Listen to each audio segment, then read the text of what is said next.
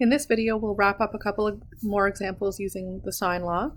This is the next example. I've already set up the table with the values we know for angles A and B. I knew this was angle B because this is labeled side B. So across from that is angle B. So this must be side A, or angle A, and angle C was already labeled.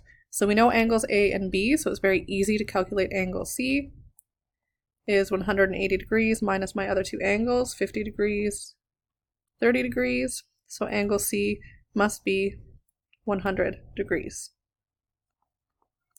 I can use the sine law now to solve for unknown sides. Again, I know an angle and its unknown side. It won't always be angle A and side A. Sometimes it often is in some of these examples, but that's the pairing I'll start with. So sine of angle A over side A equals, if I want to find side B, I use sine of angle B over side B. I can sub in what I know. Angle A is 50 degrees over side of 10. Sine of angle B is 30 degrees over my unknown side B. I can rearrange.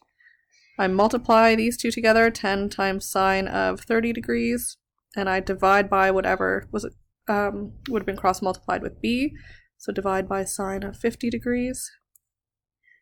B equals, use my calculator, I have 10 sine 30 divided by sine 50 equals 6.5270. And I'm rounding sides to 3 decimal places, so B is 6.527.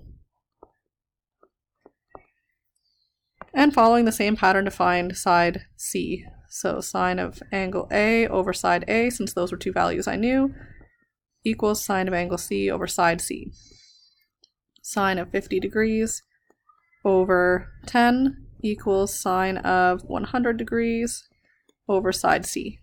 Doing the rearrangement, these two get cross multiplied together, 10 times sine of 100 degrees, and I divide by what would have been multiplied by C, so divide by sine of 50 degrees. I can do this on my calculator. 10 sine 100 divided by sine 50 is 12.8557, or to 3 decimal places, 12.86. Sorry, 856. Again, you should be trying these questions as well to make sure you're getting the same values on your calculator. If not, make sure you see me in class and we'll take care of that.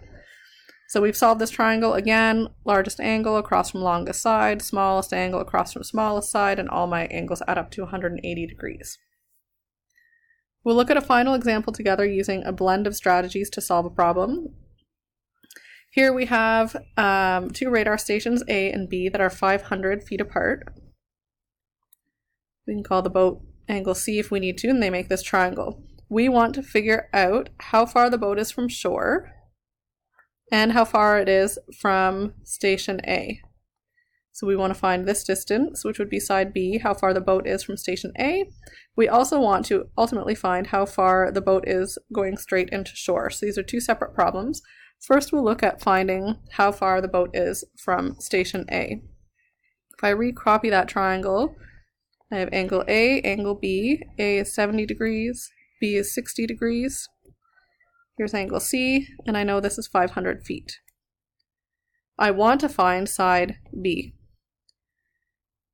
In order to use the sine law, I need to know an angle and its opposite side, and I can easily calculate angle C is 180 degrees minus my other two angles, so minus 70 degrees and 60 degrees. So C is 50 degrees. Now I know an angle and its opposite side. I can use the sine law to find side B. So I'll set up like this. Sine of angle C over side C equals sine of angle B over side B. Sine of 50 degrees over side C is 500 feet equals sine of 60 degrees over side B. Rearranging, B equals 500 times sine of 60 degrees divided by what would have been cross multiplied by B, so I'm dividing by sine of 50 degrees. in my calculator. 500 times the sine of 60 degrees divided by sine of 50 degrees. Side B is 565.25.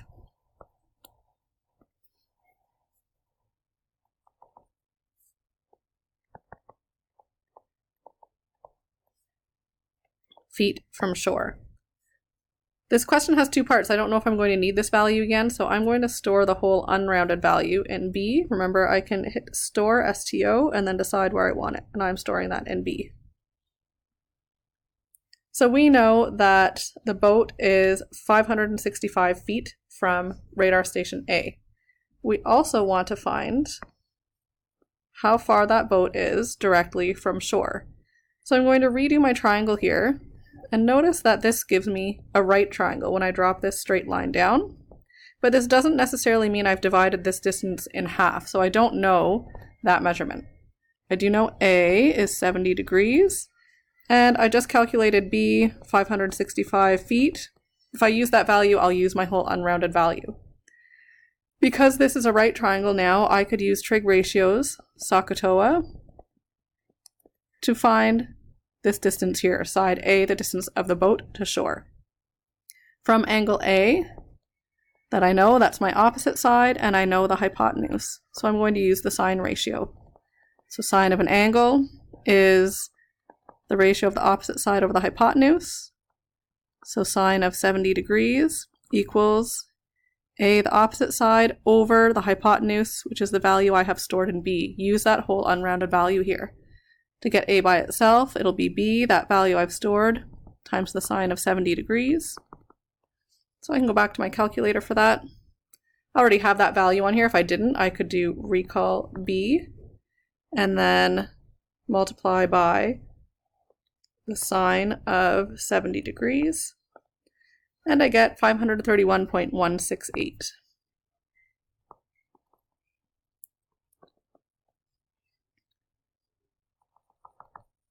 So I could write a final statement here. The boat is about, we were told around to the nearest foot, so 565 feet from station A, and 531 feet from shore. So again, make sure you've went through all of these examples. Try figuring them out on your own as well. Make sure you're punching these values into your calculator so that you know you're using it correctly, and we'll carry on with this material in our next class.